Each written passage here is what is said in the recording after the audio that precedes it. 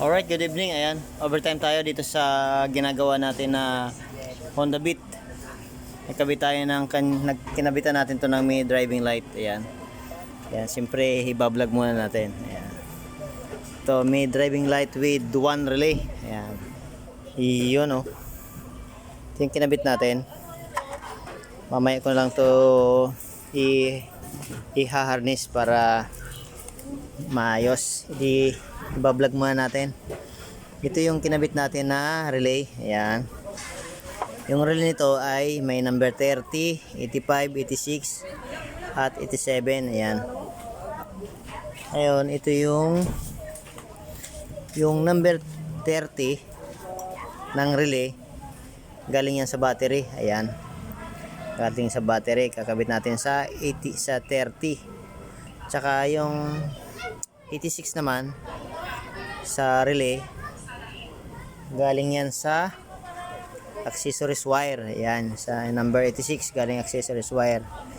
Yung 87 naman papunta yan doon sa switch ng kanyang mini driving light. Ayan, may dito sa kanyang switch.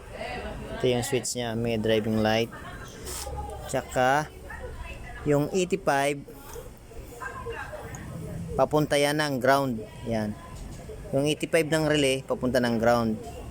Ayun, siyempre kinabit na natin yung kanya may driving light. Sa may driving light naman may tatlong wire yan.